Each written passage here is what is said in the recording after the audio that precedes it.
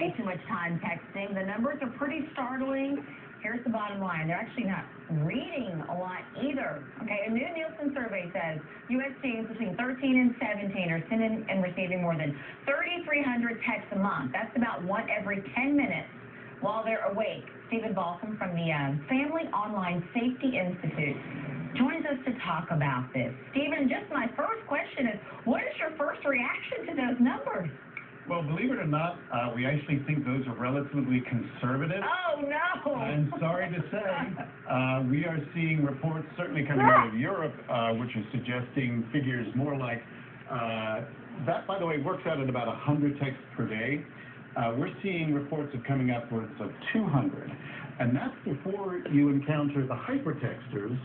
And these are typically teenage girls, the younger teenage girls, who average 400, 500, upwards to 800 per day. Oh, my goodness. Okay. What about that concerns you? Well, obviously, if that's the level of activity that they're doing on their cell phone, you've got to wonder how that's impacting their studying or just their normal day-to-day lives, and just paying attention to what's going on around them. Okay, so is it as simple as a parent saying, I'm not going to ban you from texting, but maybe certain times of the day I need you to put it down and interact with the family more? Is it that simple? I think it is. And funny enough, we actually came out with a study earlier this week that shows that something in the region of 87% of American households with kids now have time limits for their kids for their use of cell phones. And it could be as simple as, you know, put it away when you're coming to the dining room table, or no texting while doing your homework. Or even more sophisticated, there are now parental controls for cell phones that will switch off the texting ability, say, during school time. Okay. Let's see here. Is it a leap to say that this the skyrocketing of texting among young people is making our young people less intelligent, less competitive in the world abroad? And I say that because children are reading less. There's a number from the National Endowment of the Arts that says that reading among young people is down about 28%. Do you think there is a connection there?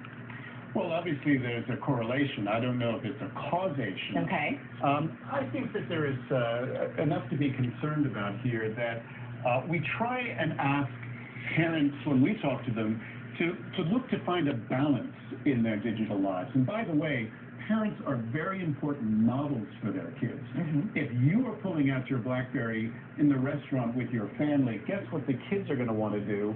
And if you are texting while you're driving, obviously your kids are going to follow you when they're old enough to do so. But yeah, I think that we need to do more of these. William Powers has a great book out called Hamlet's BlackBerry, and in it he describes what his family does, and that's that they have an internet Sabbath. So every Friday night they switch off their router, and every Monday morning they turn it back on. And guess what? During the weekend, they actually talk to each other, they play board games, they go out for walks. I think we could all do with more of that. Or perhaps read a book during that time. Yeah, reading books is good. I know another colleague of mine who has a Monday no media night, and they get out Scrabble or they get out books to read to each other, which is a very old-fashioned idea. How about that? Or if you want to be hip, you can read the book on your iPad, okay? That's right. Stephen Balsam from the Family Online Safety Institute. Stephen, thank you so much. I will text you a thank you later. Oh, you're very welcome. Susan, not on a Monday, though. Not on a Monday. All right, Rochelle, thank you.